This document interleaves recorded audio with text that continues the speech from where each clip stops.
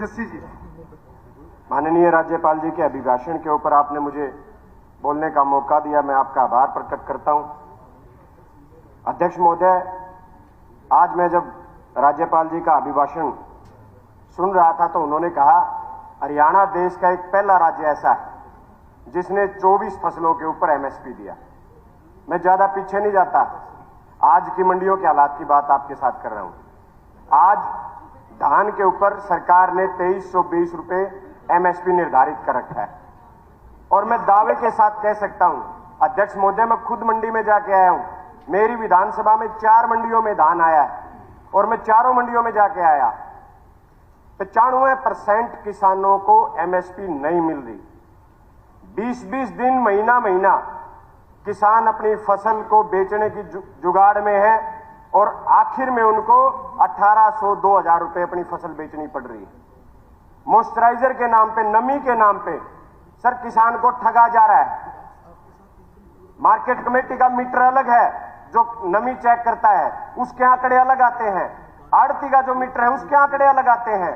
खुद जो मीटर जो है, जो मशीनें जो नमी चेक कर रही हैं, आपस में एक मशीन का मेल नहीं खाता और नमी के नाम के ऊपर किसान को इस तरीके से ठगा जा रहा है। जब किसान एमएसपी के ऊपर धान बेचता है तो कहते हैं मिलर नहीं है, परचेजर नहीं है, लेकिन वही किसान अगर उस फसल को 1800-2000 बेचता है तो मिलर भी उपलब्ध हो जाता है और परचेजर भी आ जाता है। किसान के साथ इस तरीके का व्यवहार किया जा रहा है। उसे 10 दिन के अंदर धान की फसल मंडी में ले जाने के 10 दिन के अंदर वो फसल भी बेचनी है, आगे गेहूं की बुआई भी करनी है और सुबह 4 बजे से डीएपी के लिए लाइन में भी लगना है। अध्यक्ष महोदय, बहुत सारे साथियों ने एक बात और रखी डीएपी के बारे में। सबने अपने अपने आंकड़े दिए, मैं अपनी विधानसभा के आंकड़े आपको देता हूं।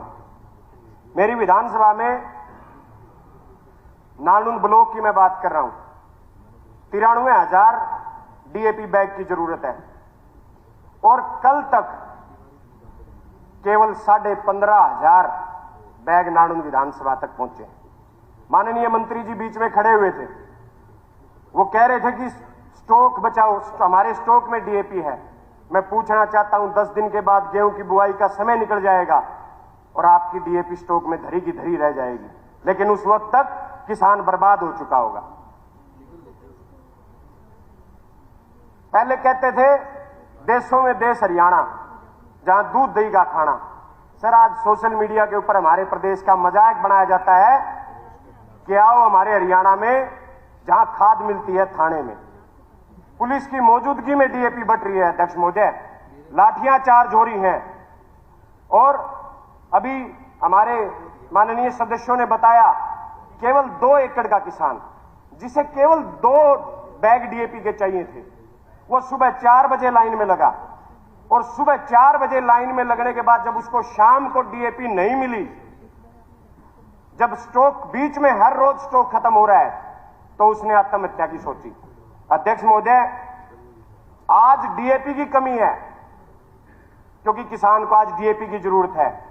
1 महीने बाद आप देखना किसान को यूरिया के लिए लाइन में लगना पड़ेगा क्योंकि उस टाइम किसान को यूरिया की जरूरत होगी।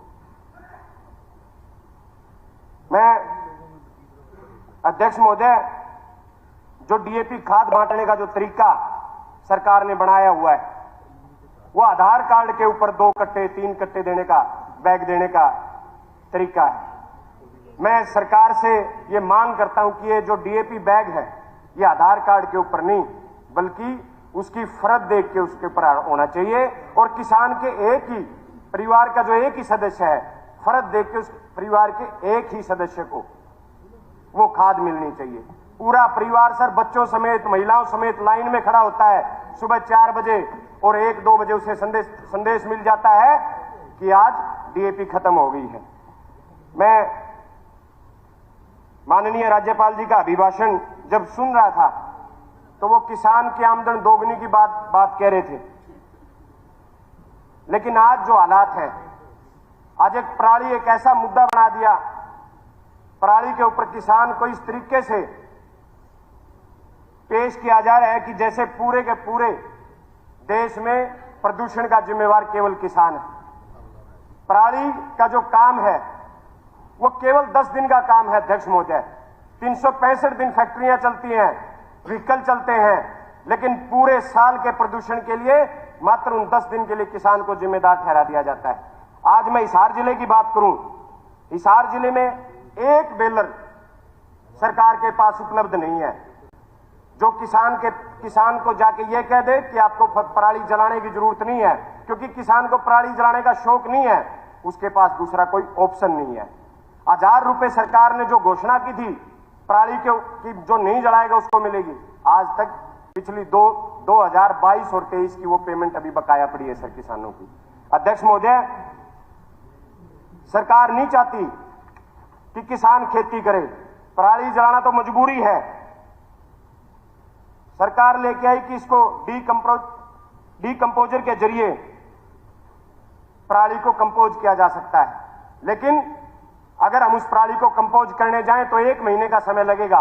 डीकंपोजर के जरिए अगर उस पराली को कंपोज करने में लगे, किसान के पास मात्र 10 दिन का समय होता है अगली फसल की बुआई के लिए। तो मैं आपसे, आपके माध्यम से मैं माननीय मुख्यमंत्री जी और सरकार से प्रार्थना करता हूं कि किसान को पराली के ऊपर ऐसा विलन ना बनाया जाए, बल्कि पराली के समाधान निकाले जाएं। सर, आज मेरे नारायण हल्के की मैं बता रहा हूं आपको, पराली जलाने के ऊपर पहले जुर्माना लगाया गया। मैं उदाहरण के तौर पर आपको 2 किसानों के नाम बता देता हूं सर। सुरजीत पुत्र मनीराम, नारायण विधानसभा में बुडाना का है, इसके ऊपर पहले जुर्माना लगाया गया और फिर इसके ऊपर 420 तारीख को मुकदमा दर्ज किया गया, 415 नंबर उस मुकदमा नंबर दर्ज किया गया सर। ऐसे ही बलजीत पुत्र वजीर सिंह के ऊपर 416 नंबर उसका मुकदमा है सर, मुकदमा दर्ज किया गया जुर्माना लगाने के बाद। माननीय अध्यक्ष महोदय, मैं एक चीज और सिर्फ आपके माध्यम से केवल एक बात ही रखना चाहता हूं। अभी बहुत सारे सदस्यों ने सरकार की तरफ से खेलों का गुणगान किया, लेकिन एक ऐसा वक्त था जहां हरियाणा सरकार को आवाज उठाने की जरूरत थी। अध्यक्ष महोदय, पेरिस ओलंपिक में हरियाणा से 24 खिलाड़ी ओलंपिक में गए और गुजरात से मात्र 2 खिलाड़ी ओलंपिक के लिए गए, लेकिन गुजरात का बजट खेलों के लिए जो जारी किया केंद्र सरकार ने, आपकी सरकार ने, वो 426 करोड़ रुपए जारी किया गया। लेकिन हरियाणा का जो बजट, अभी गुणगान किया जा रहा था खिलाड़ियों का कि 8 में से 6 हरियाणा के आए, किसी भी भारतीय जनता पार्टी के किसी भी सदस्य ने, माननीय मुख्यमंत्री जी समेत किसी भी विधायक ने उस समय आवाज नहीं उठाई, क्योंकि हरियाणा के हिस्से उस बजट में केवल 66 करोड़ रुपए आए। जहां 8 में से 6 मेडल आते हैं वहां 66 करोड़ रुपए दिए जाते हैं, और जहां केवल 2 खिलाड़ी ओलंपिक में जाते हैं उनको 426 करोड़ रुपए का बजट दे दिया जाता है। तो मैं सरकार, कंक्लूड कीजिए जैसे जी समय। जी, मैं सिर्फ एक छोटी सी एक लाइन का और मेरा रहता है अध्यक्ष महोदय। मेरा नारायण जो है वो कबड्डी का इलाका है सर, बहुत सारे पहलवान और कबड्डी की बहुत बढ़िया बढ़िया टीमें हैं, लेकिन आज हालात हो गए सर, गली गली चिट्टा और स्मैक बिक रहा है। हर रोज किसी न किसी गांव से खबर आती है कि आज स्मैक पी के फलाना 20 साल का, 18 साल का, 22 साल का नौजवान चला गया। मेरी सरकार से, माननीय मुख्यमंत्री जी से भी प्रार्थना है, नशे के ऊपर अंकुश लगाया जाए। जो ये जवानी नशे में डूब रही है, जो घर के घर उजड़ रहे हैं, ये नशे के ऊपर अंकुश लगाया जाए ताकि हरियाणा प्रदेश के नौजवानों का भविष्य सुरक्षित हो सके। बहुत बहुत धन्यवाद माननीय अध्यक्ष महोदय।